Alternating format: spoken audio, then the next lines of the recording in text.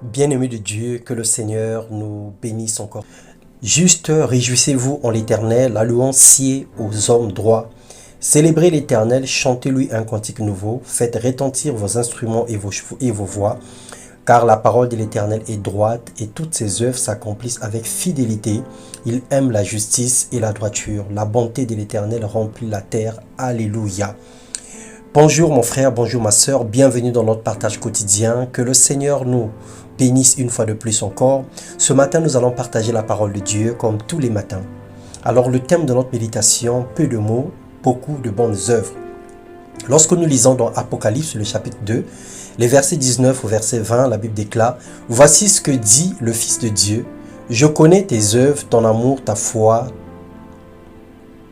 ton fidèle service, ta constante et tes dernières œuvres plus nombreuses que les premières. » Alors le Seigneur parle dans sa parole et le Seigneur signale que au fur et à mesure que nous avançons avec lui, nos œuvres deviennent peu. Nous disons beaucoup de choses, mais nous faisons peu avec le Seigneur. L'Éternel est omnipotent, il est omniscient, il est omniprésent. Il n'y a absolument rien qui le surprend. Il n'a pas de conseiller, il n'en aura pas de toute façon. Nos œuvres sont mises à nu et à découvert à ses yeux. Chacune de nos actions sont pesées et nous reprendrons de nos actes et nos paroles au jour du jugement. Nos œuvres suivent une courbe, soit elles montent vers le bien ou descendent vers le mal. Et les chiffres sont connus dans le livre de vie, parce que tout ce que nous faisons, le Seigneur en prend note. L'homme bon tire des bonnes œuvres, des bonnes choses de son bon trésor, et l'homme méchant tire des mauvaises choses de son mauvais trésor. Je vous le dis, au jour du jugement, les hommes rendront compte de toutes les paroles vaines qu'ils auront proférées, car par tes paroles tu seras justifié, et par tes paroles tu seras condamné, nous dit Matthieu 12, les versets 35 à 37. Bien-aimé, ne te presse pas d'ouvrir la bouche et ne te laisse pas entraîner par ton cœur à formuler hâtivement des promesses en présence de Dieu, car Dieu est au ciel et toi tu es sur la terre. Que tes paroles soient donc peu nombreuses. La bouche qui parle beaucoup ne manque pas de péché.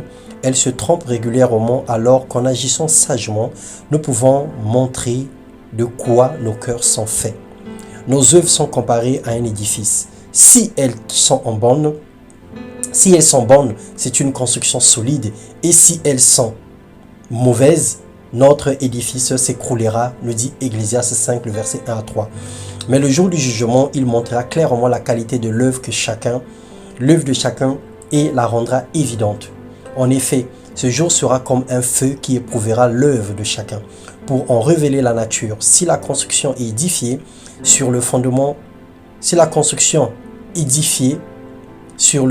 résiste à l'épreuve, alors son auteur recevra son salaire. C'est ainsi que se définira notre sort. Nous pouvons changer les choses si nous voulons. Tout est question de choix. Décide aujourd'hui mon frère, décide ma soeur, de vivre par la foi pour être justifié au dernier jour. Que le Seigneur t'accorde un cœur humble, un cœur plein de douceur, un cœur plein d'humilité pour pouvoir reconnaître tes faiblesses, tes manquements et revenir à lui pour lui dire « Seigneur, j'ai besoin de toi. Seigneur, aide-moi car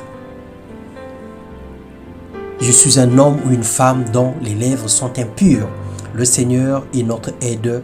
Il ne nous abandonnera jamais. Il est juste question d'humilité, une question de décision et une question de prise de conscience. Alors que tes actes soient plus nombreuses que tes paroles. Parlons peu et faisons plus avec le Seigneur dans le nom de Jésus-Christ. Amen. Excellent dimanche à tous. Que Dieu nous bénisse.